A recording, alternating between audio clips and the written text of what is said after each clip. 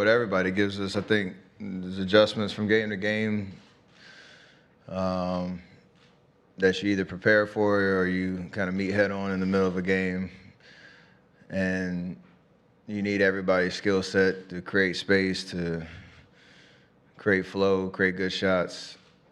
And to your point, need, Wiggs to shine when he's attacking the basket or when he's, taking a one-on-one matchup, with space to be able to, get a good look and keep the flow, and the momentum our way. So there's a reason he fits well with what we do and has a specific way of impacting the game for us on both ends of the floor, but, obviously offensively as well.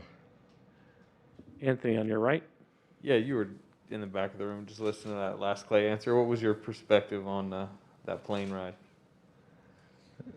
It's, after whatever it has been, 10, 11 years, there's a lot of stories and a lot of,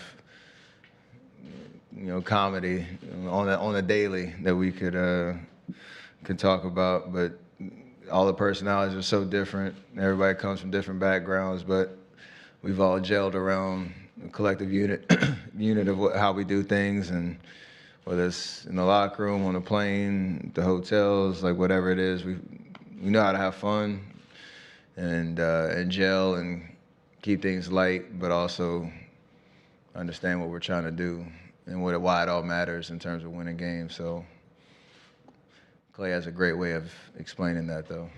It's I just love his perspective on a lot of things. Michael up front. Steph, has anything surprised you about Andrew's postseason run, just from the perspective that coming into this year, he'd only played in one playoff series in his entire career? It's amazing what you do with opportunity. And take away the comparisons and the narratives around him as a #1 pick and what everybody wanted him to be and what, his first 6 years in the league looked like. There's a reason, we wanted him here. There's a reason that trade made sense for us. And there's a high hope that he would be able to figure it out at this level in terms of taking his scoring ability, his athleticism, his defensive potential, just taking it to another notch. And there were bright spots that first year, even though we only had, I think, maybe 10, 15 games, whatever it was. And then last year, taking another stride in terms of his consistency on a daily basis to this year where he's an all-star starter. He's shining on the brightest of stages in the playoffs. And you can tell how much he's enjoying it. And it's just amazing to see things working out in his favor in terms of kind of dispelling all the narratives around him and who he is as a basketball player right in front of your eyes. On your right in the front. Steph, as someone who's been a Red Sox fan, you kind of embodied in a lot of ways the same stature in San Francisco that David Ortiz embodied in this city. When you were watching that team as a younger man, did you take anything from the way he carried himself and the way he interacted with the city that has been part of who you've been in a similar role? I wouldn't necessarily say I learned. I was just inspired by it. Like you said, Seth Curry's the big Yankee fan. I'm the big Red Sox fan. And growing up in North Carolina, like I didn't get to come up here ever to go to games or anything, but you just watched and enjoyed the history and just those iconic moments that Big Papi was always a part of, even the championship moments, and the way that he was kind of an ambassador for the city, a spokesman for the city, and just the I guess the reception and the chemistry he had with this town. So all of that is inspiring for sure. I had my a raver of a bachelor party at a Red Sox game for, back in 2011, and I got to come go to 2 games in the inter league series against the Cubs, and I got to connect with him for the first time and meet him. He gave me a bat.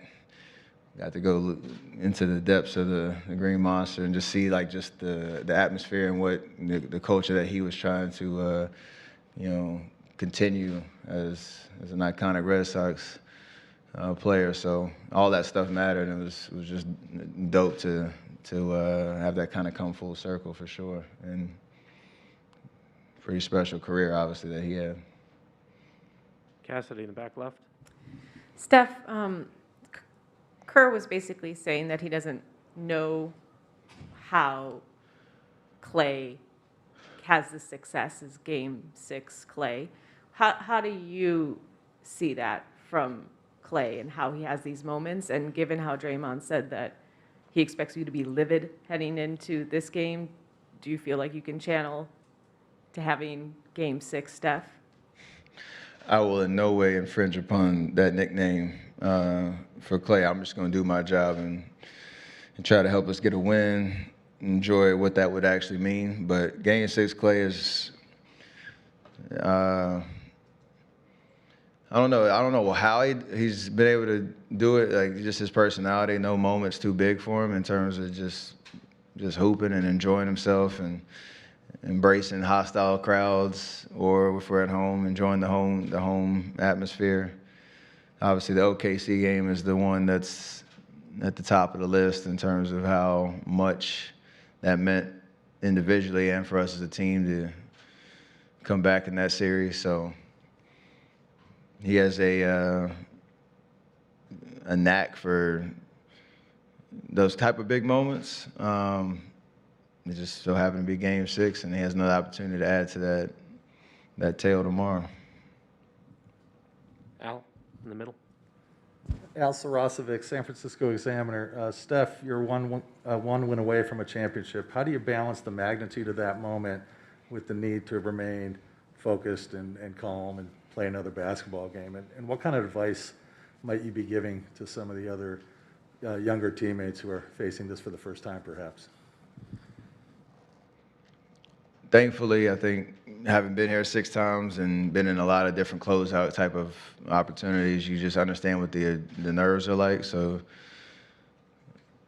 you can rely on that experience for sure. We understand the specifics of how we need to approach the game from a physicality perspective, our game plan adjustments from Game 5 to Game 6, understanding what the building is going to feel like, and that energy and being prepared for it. So you got to remind yourself of that as much as you can before the game starts. But at the end of the day, once you get out there, you have to just be in the moment. You got to be, present as much as possible, not worry about the consequences of a win or a loss.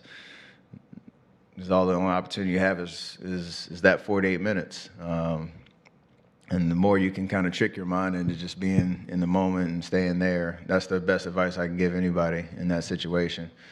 Because it's going to be the hardest game you've probably ever played in your career because of what the stakes are. Monty, last one on the right side. Stephen, with all the back and forth going between the fan bases and, T-shirts here and chants there and so forth, are you able to, what do you make of it? Do you enjoy it? Do you feel it's amusing? How do you see all that chatter going back and forth? I'm the petty king, so I know all about everything, and I use it as entertainment and just have fun with it, because the more you're on the stage, the more you realize the attention that's on you, how much it means to each fan base, how much it means to the cities. So you can't really be surprised by anything, because there's a lot at stake when it comes to winning championships. And I think maybe back in the day, the first 2 years, maybe kind of things catch you off guard just because it's so new, and you're wondering how all these narratives kind of come up or all these distractions pop up here and there. But I think the more that you get into these environments, the more you use it as entertainment and fun, and embrace it, because honestly, you wouldn't want to have it any other way, knowing that you're on this stage and you're playing for something that really matters to a lot of people.